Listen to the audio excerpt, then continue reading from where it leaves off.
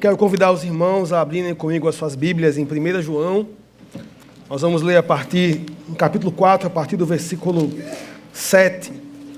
E o tema da nossa mensagem essa noite, tarde e noite já, é bastante alinhado com aquilo que nós acabamos de cantar. Nós vamos refletir sobre a igreja e o amor missional de Deus. Eu sou Leandro, sou casado com a mulher mais linda do meu mundo, a Adriele. Ela está ali, vou pedir que ela faça assim. Nós temos pouco mais de 6 anos de casados, e quando nós casamos, nós fomos morar ali na região da periferia de Natal, próximo a Felipe Camarão, depois no próprio bairro de Felipe Camarão, quando o bairro ainda era o bairro mais violento da cidade. E Deus tem colocado no nosso coração uma paixão por servir como missionários em áreas empobrecidas, vulneráveis, e treinando, apoiando os pastores e líderes das igrejas que já estão nesses lugares. Há uma necessidade de plantação de igrejas, mas há também uma necessidade de apoio e fortalecimento de igrejas que já estão lá plantadas, estabelecidas. Então, como missionários, a gente tem podido servir, treinar e apoiar cerca de 1.000 a 1.500 pastores e líderes todos os anos, de pelo menos 200 igrejas locais. E o Ministério da Missão Aleph já chegou a 17 estados do Brasil, e mais a Bolívia. E temos visto Deus reunindo centenas, irmãos, de líderes nos lugares periféricos, mais empobrecidos e vulneráveis, e nós temos orado por um movimento de transformação. Você pode orar conosco por isso? 2 histórias ilustram bem a paixão e o desafio do trabalho missionário da Aleph.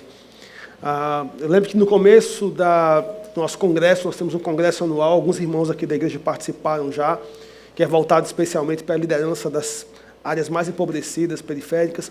Eu lembro que andando por uma das ruas de Felipe Camarão, chamada Rua Padre Cícero, uma rua enorme, com muitas bocas de fumo, com muitas oportunidades, becos, vielas, próximo ao morro.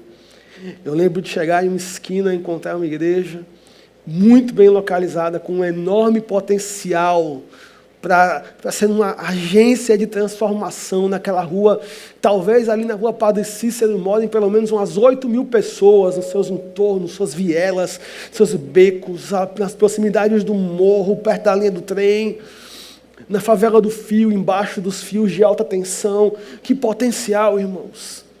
E eu lembro que eu cheguei àquela esquina e, quando eu saí do carro com cartaz do congresso, o tema daquele congresso é do Evangelho todo para o ser humano todo, em todas as comunidades. Em 2013, quando eu cheguei na porta daquela igreja, tinham 3 ou 4 pessoas na igreja. 3 ou 4 pessoas, sendo que um era o pastor, obviamente. Quando o pastor saiu e ele pegou aquele cartaz, os olhos dele se encheram de lágrimas. Ele disse: por que vocês não chegaram uma semana antes? Praticamente ele disse: hoje é o culto fúnebre dessa igreja. A gente está sepultando essa igreja. Essa igreja morreu. E ele começou a contar um monte de histórias que mostraram para mim uma coisa: aquele cara estava sozinho, desencorajado e sem treinamento.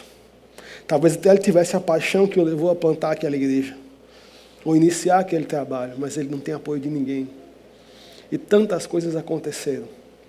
E ele disse: nós estamos fechando essa igreja e eu estou desistindo do ministério. Hoje, naquela esquina, existe um prédio vazio para alugar. Sempre eu passo por lá. Ela fica quase de frente à igreja onde a Aleph começou. Talvez só eu me lembre que um dia existia uma igreja naquele lugar. No bairro de Felipe Camarão, onde a gente está servindo, em 10 anos de pesquisa da Aleph, 149 igrejas foram plantadas ou estabelecidas. 36 morreram ou se mudaram. Então, existe uma necessidade de revitalizar igrejas, apoiar líderes, treinar, de um movimento nas pequenas igrejas da periferia. Então, nós estamos olhando para essas igrejas, investindo nesses líderes. E, pela graça de Deus, já temos podido trabalhar com algumas centenas de obreiros, algumas dezenas de igrejas, das pelo menos 40 denominações, E esse trabalho começou em Felipe Camarão, mas hoje está espalhado por vários lugares do Brasil. Inclusive temos um projeto no Capão Redondo, que foi o bairro mais violento de São Paulo. É o Felipe Camarão de São Paulo. Uma outra história, também lá em Felipe Camarão, que sempre gosto de recordar, é a história do Eclesiastes. Uma vez no ônibus de Felipe Camarão para o centro da cidade, a gente tem algumas pessoas no ônibus e tem um menino. Um menino, pastor Marcelo, alegre, dinâmico, sabe? Cantou todo mundo no ônibus. Cheio de talentos, cheio de carisma. Eu perguntei para o cobrador, quem é esse menino? E o cobrador me respondeu, o nome dele é Eclesiastes. Sempre que você abrir a Bíblia e vir lá, né, o livro de Eclesiastes, ore pelo menino Eclesiastes. Aliás, ore pelos milhares de Eclesiastes da periferia do Nordeste. Porque nossa periferia nossas favelas se tornaram as piores favelas do Brasil. Eclesiastes perdeu seus pais para o crack, ele é órfão do crack. Ele é criado pela avó, talvez os tios sejam traficantes. Ele passa o dia no ônibus de Felipe Camarão para o centro da cidade. O que será de Eclesiastes se alguém não estender a mão e falar para ele, pega na minha mão, tem uma coisa melhor para você. Tem o evangelho, tem dignidade. Felipe Camarão, a gente tem um alvo muito ambicioso. A gente quer, até o ano que vem, ver 20 igrejas locais, cada uma trabalhando com 100 crianças socialmente vulneráveis e assim alcançando 2.000 crianças através de uma rede de igrejas compassivas e missionais. E a Aleph tem trabalhado com essa visão na periferia também da Zona Norte, em outros estados do Nordeste, no Sertão, diretamente ligadas à Aleph, nesses projetos práticos, a gente tem pelo menos 70 igrejas. E eu quero louvar a Deus por vocês, porque nada disso seria possível sem o apoio dessa igreja. Vocês têm nos enviado através da sua oferta, mas também das suas orações, encorajamento, equipe pastoral sempre junto. O pastor Marcelo esteve lá esse ano, em março, falando sobre saúde do pastoral, mais de 100 pastores e líderes lá para escutá-lo. O pastor Arthur veio esse ano passado a integrar a diretoria da Aleph. Então essa igreja tem nos apoiado de várias maneiras. E eu quero louvar a Deus por vocês, irmãos. Aqui vocês têm sido luz que brilha perto e luz que brilha longe. João, capítulo 4, nós vamos refletir então nos versículos 7 ao 12. Vivemos em uma sociedade onde se fala muito de amor. Se fala de amor nas novelas, se fala de amor nos livros, aliás, os livros românticos estão entre aqueles mais vendidos. Se fala de amor nos filmes, acabamos de ter aí o Dia dos Namorados, os comerciais. Mas em nossa sociedade o amor ele é muito mais associado a um sentimento, algo que eu sinto. O amor ele é muito mais associado a algo romântico, a algo assim que eu falo, algo que eu sinto, mas algo que em si não é necessariamente concreto. A nossa sociedade se vê o amor como algo que se fala, como algo que se sente, mas não como algo que se faz. Como algo assim abstrato. Onde está o amor? O amor está nas cartas dos namorados para as namoradas, nas declarações de eu te amo, em sentimentos assim. Aonde está o amor? Vivemos em uma sociedade, talvez, em que nunca se falou tanto de amor e nunca se viu tão pouco a manifestação concreta desse amor. Aqui o apóstolo João está escrevendo com uma preocupação pastoral. A carta de 1 João, ela é uma carta pastoral, mas também uma carta polêmica. Polêmica porque João está estabelecendo um conflito com os hereges. Ele está estabelecendo um conflito com os falsos mestres do movimento gnóstico, um movimento herege, existente no início da igreja, que propunha uma fé muito mais conceitual, uma fé muito mais voltada ao mundo das ideias, ao mundo mais abstrato, ao mundo dos sentimentos e pensamentos muito mais abstrato, algo assim que não era concreto. Aliás, os gnósticos negavam a encarnação de Jesus e afirmavam que tudo que é material é mal e só é bom aquilo que é abstrato, como o pensamento e os sentimentos. João está escrevendo para confrontar essa heresia. E a partir da defesa da doutrina da encarnação, afirmando que o Senhor Jesus encarnou concretamente, que Ele veio em carne, que Ele ressuscitou em carne, afirmando que a fé cristã ela é material, ela é integral, ela vê o homem como um todo, e ela tem uma marca fundamental, sobre a qual nós acabamos de cantar, é o amor. Mas não um amor sobre o qual se fala, não um amor que se sente apenas, um amor que é concreto, um amor que é visível, um amor que é tangível. Amor na fé cristã não é sentimento, amor na fé cristã é ação. Pedro, quando estava pregando para Cornélio, ali em Atos 10, 38, ele diz: assim como Deus ungiu a Jesus de Nazaré para andar por todas as partes, sentimentos de amor pelas pessoas. É isso que Pedro diz? Não, Pedro não diz isso. Pedro diz: assim como o Espírito Santo ungiu a Jesus de Nazaré para andar por todas as partes, fazendo o bem. Portanto, amor na fé cristã não é sentimento, amor na fé cristã é ação. Amor tem a ver com não tem a ver com sentir, amor tem a ver com fazer. As pessoas não percebem que nós as amamos quando dizemos nós te amamos. As pessoas percebem que nós as amamos quando nós mostramos isso de forma concreta. Eu estava há poucos dias num lixão de Cidade Nova. É um lixão que todos conhecem aqui, o Forno do Lixo. Alguns que são de Natal, têm mais de 10 anos de Natal, já ouviram falar certamente do antigo Forno do Lixo. Era o lixão da cidade, mas ele foi fechado oficialmente pelo governo municipal. Mas nós estivemos lá com a equipe, pouco tempo atrás, descobrimos que, na verdade, o lixão continua funcionando clandestinamente. E nós vimos multidões de pessoas disputando os resíduos com as máquinas. Há uma semana, um rapaz de 16 anos havia morrido naquele lixão.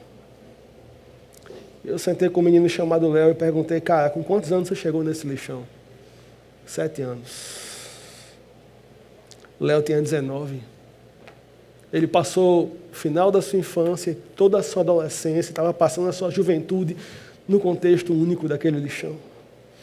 Trabalhando talvez 10 horas por dia, mais de 8 horas com certeza. E o lixão funciona de dia e funciona de noite. Tem um pessoal que trabalha de noite com aquela lanterninha assim na cabeça. Eu perguntei para ele: cara, se tivesse alguma possibilidade de estudar, de sonhar com a profissão, você queria?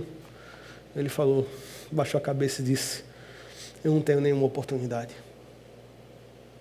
E não é que o Léo não via uma oportunidade agora, ele não via nenhuma oportunidade pelos próximos anos. Sabe a história do beco sem saída?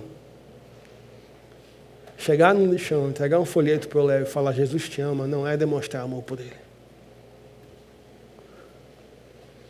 Amor cristão é mais que palavras. O amor cristão é missional. E nos versículos que nós vamos ler, nós vamos encontrar o apóstolo João, a partir da doutrina da encarnação, o fato de que Deus enviou seu Filho ao mundo para morrer por nós. Ele afirma a importância do amor, o poder para o amor e a promessa do amor. João 4, versículo 7. Amados, amemo-nos uns aos outros, porque o amor procede de Deus. E todo aquele que ama é nascido de Deus e conhece a Deus. Aquele que não ama não conhece a Deus, pois Deus é amor.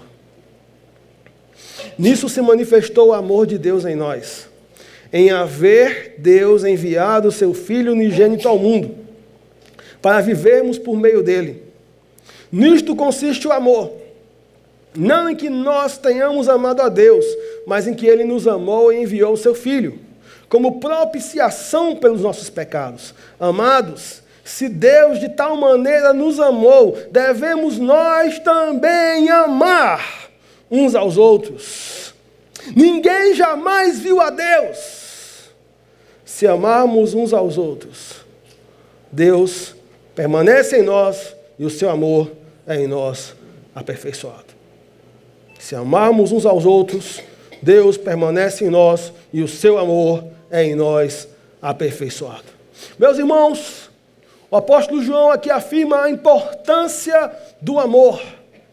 E quando João está escrevendo aqui a igreja, ele está dizendo: amados, amemo-nos. E ele não está falando do amor vertical, ele está falando do amor horizontal. Do amor por outras pessoas que conhecem a Cristo, mas também pessoas que não conhecem a Cristo. Do amor, claro, que devemos ter na comunidade cristã, mas do amor que devemos ter por todos. Especialmente por aqueles que estão à margem do caminho, à beira do caminho. Amemo-nos. E aqui, por amar, eu quero que você entenda ação. Amar é faça algo. Será que você pode dizer isso para o seu vizinho? Diga assim: faça algo. Amar é fazer algo. Amar não é sentir. Amemo-nos. Nos movamos. E o apóstolo João diz que aquele que ama é aquele que age. Aquele que ama é aquele que demonstra. Aquele que ama o faz porque nasceu de Deus. Deus é o seu Pai. Ele nasceu de novo. E ele o faz porque ele é amigo de Deus. Ele conhece a Deus. Amor bíblico, irmãos, é algo concreto. Talvez a melhor descrição do amor bíblico nós vamos encontrar alguns versículos atrás. Volta comigo para o capítulo 3, versículo 16. Quantos conhecem aqui João 3,16? De cor. O que diz em João 3,16? Um versículo muito bem apropriado para um culto de missões. João 3,16, o que diz?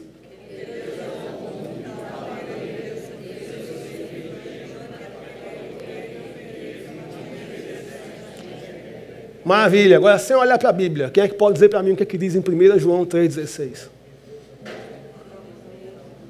Não, 1 João 3,16. Sem olhar para a Bíblia, 1 João 3,16. Quantos se lembram? Interessante. 1 João 3,16. Nisto conhecemos o amor que Cristo deu. Então, a gente sabe que Cristo amou porque Cristo fez algo, Cristo deu a sua vida por nós.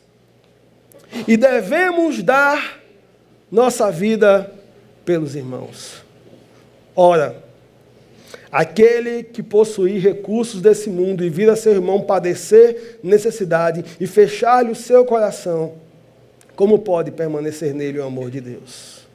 Filhinhos, não amemos de palavra nem de língua, mas de fato. Algumas versões falam em ação e em verdade. Amor bíblico é concreto, irmãos. Na parábola do bom samaritano, onde Jesus explica o que significa amar o próximo, ele fala que um homem descia na estrada de Jerusalém para Jericó, uma estrada que era bastante íngreme, porque Jerusalém está 900 metros acima de Jericó.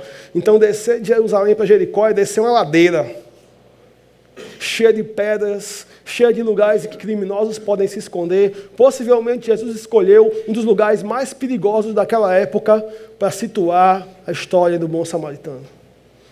E ele diz que um homem vinha caindo, andando naquela estrada e foi atingido por um problema social, a violência.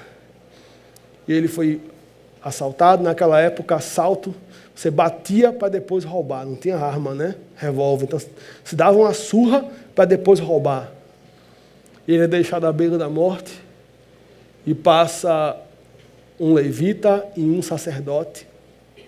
Eles conheciam a lei de Deuteronômio que nos manda amar ao próximo. Eles sabiam disso. Mas havia tanta coisa para fazer no templo.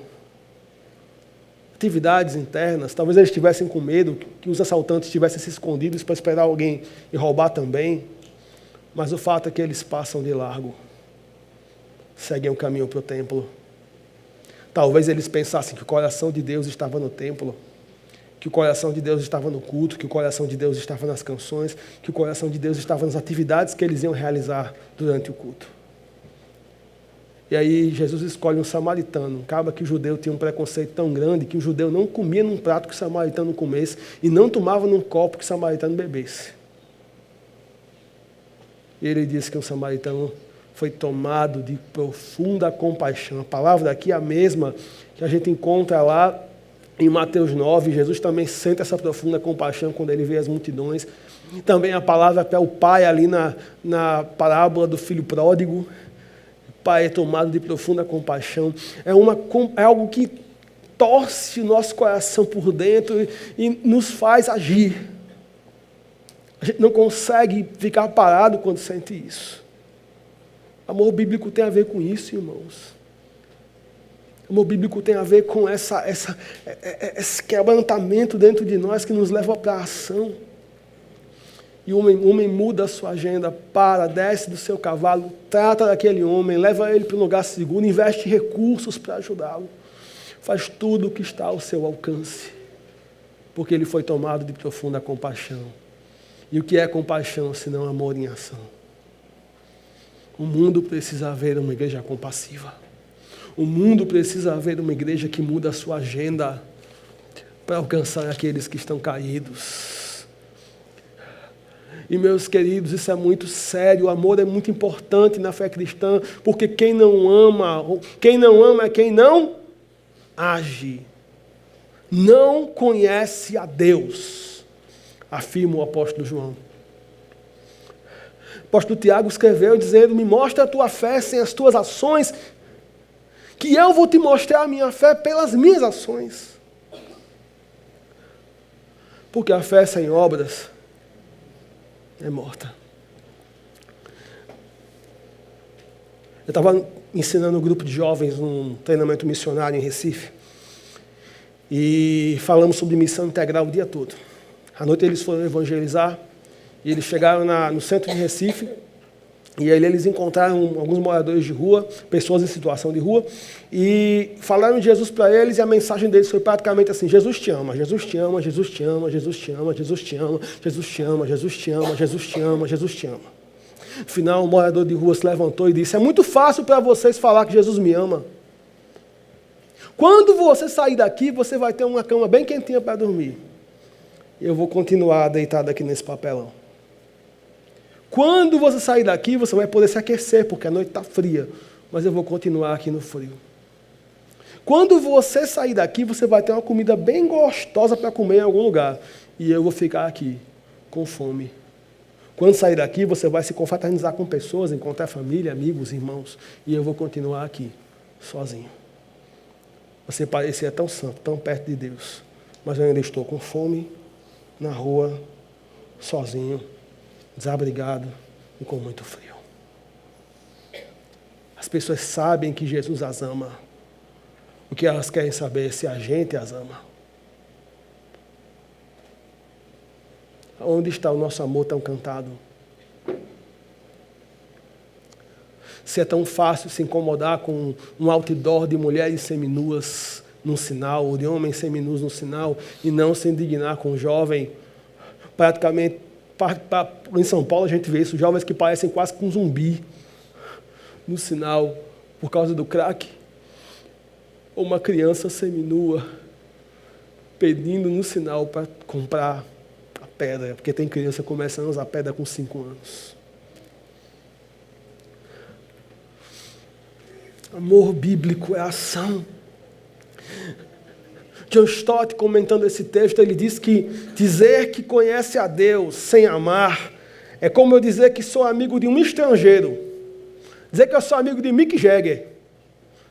Se eu nunca fui aos Estados Unidos e se eu não sei sequer falar inglês, quem é que vai acreditar? Ou então dizer que eu nasci no Japão e que eu sou lá do Japão, de Osaka, no Japão. Mas eu não falo japonês, eu não tenho o olhinho puxado. Alguém vai acreditar? É a mesma coisa, irmãos. Porque quando nós dizemos que amamos a Deus e não amamos as pessoas, nós deixamos de manifestar a natureza daquele que alegamos ser nosso Pai. Porque dizemos que nós nascemos de Deus. E deixamos de manifestar a natureza daquele que nós dizemos que é nosso amigo, que nós conhecemos. Por isso que o apóstolo João diz que o amor, esse amor concreto, ele é o sinal, um dos sinais do novo nascimento. É impossível estar aos pés da cruz e ter uma vida egoísta. Mas por que nós temos dificuldade de amar assim? Nós temos dificuldade de amar assim porque nós vivemos em uma cultura hedonista, em uma cultura que glamoriza o prazer, que glamoriza o sentir-se bem. Aliás, eu vou em algumas igrejas e eu pergunto para as pessoas, por que você vem aqui? Ele responde, porque eu me sinto. Essa nunca deveria ser a razão para frequentar uma igreja. Nós vivemos em uma cultura em que propaga que Deus existe em nossas igrejas locais. Na igreja brasileira, em muitos lugares do mundo, parece que essa cultura hedonista capturou o evangelho e fez de Deus um escravo. Deus existe para me fazer feliz. Deus existe para me abençoar. A cultura hedonista diz que você existe para se sentir bem, ser feliz. E nós encontramos isso nas mensagens dos coachings, dos youtubers. 7 maneiras de ter uma produtividade extraordinária. 8 maneiras de triplicar o seu rendimento. Como juntar 1 milhão a partir de R$100. Essas mensagens que falam do eu, é a cultura do eu, é a cultura do selfie. É a cultura da rede social, é a cultura da plástica. Vidas de plástico. Não sei quantos viram há pouco tempo uma pastora no Rio de Janeiro que foi acusada de assassinar o seu próprio esposo. Mas se você for às redes sociais, e a polícia começou a descobrir tanta coisa terrível dentro daquela casa, mas se você for às redes sociais daquela família, está tudo às mil maravilhas. Parece que são 2 famílias diferentes. Vidas de plástico. Porque nós temos dificuldade de amar assim por causa da religiosidade. A religiosidade que nos faz ter uma fé conceitual, espiritualizando tudo. Espiritualizando tudo. Meu irmão, se você botar a mão na barriga de uma criança com fome lá em Felipe Camarão e você orar com ela, é muito possível que a fome dela não passe. Fome não se mata coração, fome se mata com comida. Se fosse assim, Jesus não teria multiplicado o pão. Jesus simplesmente teria dito assim, ninguém mais tem fome. Pronto, Ele é Deus, Ele pode fazer isso ou não pode? Mas Ele não só multiplica o pão, como Ele leva as pessoas a se juntarem e participarem ativamente do milagre. Se você botar a mão na barriga da criança e disser, sai fome em nome de Jesus, amém! A fome não sai, irmão. A fome só sai com comida. Se você encontrar uma pessoa seminua na rua e você ficar julgando ela pelas suas vestes, ou se simplesmente você encontra uma pessoa bêbada caída na calçada e você o julga pela sua vida imoral, você está se parecendo com um bom samaritano, mas você está se parecendo com um levita, com um sacerdote. Onde é que estava o coração de Deus? Com um homem caído. Quem é que percebeu isso? O samaritano.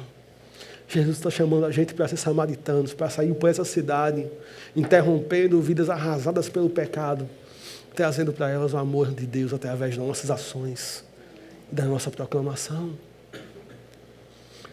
Por que nós temos dificuldade de viver esse amor? Por causa da autopreservação. Nós estamos o tempo todo pensando como nós podemos sobreviver, como nós podemos pagar nossas contas, como nós podemos manter as coisas funcionando, como nós podemos, e estamos o tempo todo preocupados com a gente. E muitas vezes nos comparando uns com os outros. Talvez querendo provar alguma coisa para alguém. Primeira vez que eu trouxe um pastor da periferia de Recife, que trabalha com o ministério, já parceiro da Aleph, ele percebeu uma coisa, ele disse, cara, aqui na periferia de Natal é diferente. Lá em Recife, as favelas lá em Recife, o pessoal, as casas são terríveis por fora, mas quando você entra é bem arrumadinho, bem limpinho, etc. Aqui em Natal é diferente, na favela, as casas são bem ajeitadinhas por fora, quando você entra é tudo arrasado. Será que isso quer dizer alguma coisa sobre a cultura de Natal? Camargo Cascudo, que estudava a cidade de Natal, ele dizia que Natal não consagra nem desconsagra ninguém. Ou seja, que Natal tem uma cultura de querer provar alguma coisa para alguém. Quando a gente quer merecer, através do carro que a gente tem, através da roupa que a gente usa, através da casa que a gente tem, merecer a atenção das pessoas, merecer o amor de alguém, merecer que as pessoas nos valorizem.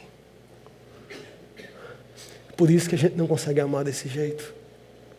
Aonde então a gente encontra o poder para viver esse amor?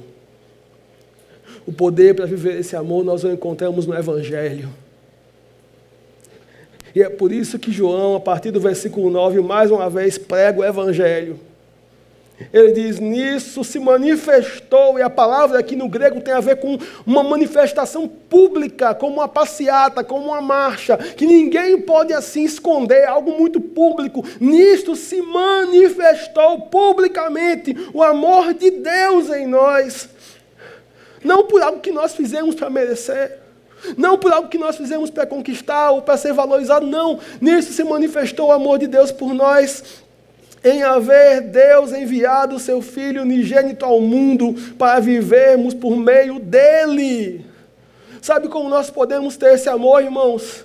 Sabe como nós podemos viver vidas compassivas que realmente glorificam a Deus, não através do discurso, mas através do serviço de amor desse mundo, é vivendo por meio dele. É através do Evangelho. É através do Evangelho, porque nisso consiste o amor. Não em que nós tenhamos amado a Deus, não foi algo que nós fizemos, está entendendo? Não em que nós tenhamos amado a Deus, mas em que Ele nos amou. O Pai te ama tanto quanto ama Jesus. Ele nos amou e enviou o seu Filho como propiciação pelos nossos pecados. Amados, se Deus de tal maneira nos amou, devemos nós também amar uns aos outros. Essa é a terceira vez que João retoma o Evangelho aqui na carta. Porque o Evangelho é a suprema prova de amor. Deus se revelou em Jesus como amor sacrificial. Meu irmão, minha irmã, você não precisa provar nada para ninguém. Nem pela roupa que você usa, nem pelo carro que você anda, nem pelo status que você tem. Você não precisa provar nada para ninguém. Sabe por quê? Porque você já é plenamente amado por Deus. Deus te ama e Deus te aceita.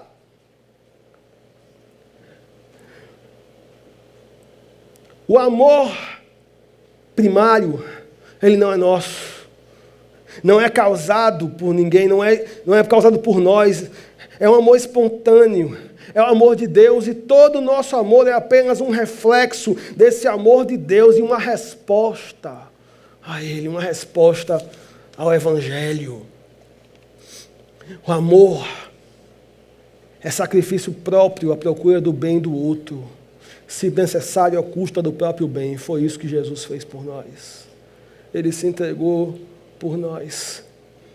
E quando nós estamos aos pés da cruz e nós compreendemos esse amor imensurável e esse amor imerecido, demonstrado na cruz por nós, não dá para viver uma vida de egoísmo. Não estamos mais buscando a aceitação das pessoas porque a gente foi aceito por Deus. Nós agora queremos seguir a Cristo como seus discípulos nesse mundo e amar como Ele nos ama. Se Deus de tal maneira nos amou, devemos nós também, de modo semelhante, com alto sacrifício, amar uns aos outros. Aonde nós encontramos o poder para viver uma vida assim? A gente olha para pessoas como Teresa de Calcutá, que dedicou a vida a trabalhar com leprosos na Índia. E a lepra é uma doença terrível, porque ela vai tirando pedaços do corpo das pessoas. Então você está com uma pessoa leprosa, daqui a pouco cai uma orelha, cai um dedo. E ela dava banho em leprosos, e pessoas diziam assim: Teresa, não consigo entender como é que você dá banho num leproso, porque eu não faria isso nem por $1 milhão. E ela respondia também: eu não faria isso nem por $1 milhão, porque só pelo amor de Cristo é possível dar banho num leproso. O irmão aí, Felipe Camarão, encontrou um menino com mais de 100 bichos de pé no corpo, irmão. Bicho de pé na bochecha, bicho de pé na testa, bicho de pé no queixo, bicho de pé no pescoço, bicho de pé no braço, bicho de pé nas coxas, bicho de pé no pé. E ela pegou esse menino, ela era enfermeira, levou para o posto de saúde e começou, esterilizou uma agulha e começou. 1, 2, 37, 42, 95, um por um. Isso é amor. Isso é amor. E por fim o apóstolo João nos dá a promessa do amor. No começo do evangelho de João, João diz a mesma coisa: ninguém jamais viu a Deus. Porém, ele conclui de um modo diferente em João, capítulo 1, no evangelho de João, capítulo 1. Ele diz que ninguém jamais viu a Deus, porém o Deus unigênito que está no seio do Pai é quem o revelou. Ou seja, Jesus revelou a Deus para nós. Mas agora ele diz algo diferente. Ele diz que ninguém jamais viu a Deus. Porém, se amarmos uns aos outros, Deus permanece em nós e seu amor em nós é aperfeiçoado. Sabe o que o apóstolo João está dizendo, irmãos? Isso é uma promessa tremenda. Isso é uma promessa missional para a igreja. O Deus invisível, que antes se revelou em seu Filho Jesus, agora se revela nos seus filhos, se e quando amarem uns aos outros. O nosso amor pelo mundo faz Deus visível. O nosso amor pelas pessoas faz Deus visível. O amor de Deus se vê em nós quando amamos. Porque, meus irmãos, esse amor é o amor de Deus, infundido em nós pelo seu Espírito. O amor é a evidência da presença de Deus em nós. Em Nossa Senhora da Apresentação, tinha um menininho chamado Thalisson, ele e o seu irmãozinho, também eram órfãos do crack. Sim, queridos, há muitos meninos perdendo seus pais para o crack nas favelas de nossa cidade. Natal tem 74 favelas. A mãe e o pai do Thalisson morreram por causa do crack. Ficou só o irmãozinho dele e ele são criados pela avó. A mãe do Thalisson botou o cachimbo de crack na boquinha do menino com 6 meses de idade. O Thalisson era um menino violento, agressivo, briguento, botava medo na professora, não conseguia aprender. Um dia um pastor, participante da Aleph, decidiu ir todo domingo pela manhã para a casa do Thalisson.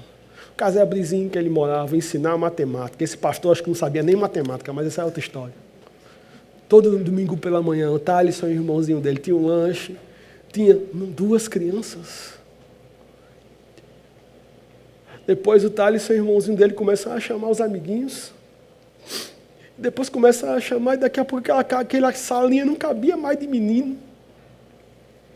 No final, o dono da diretora da escola mandou chamar a avó e disse: vó, não sei o que a senhora está fazendo não, mas está funcionando.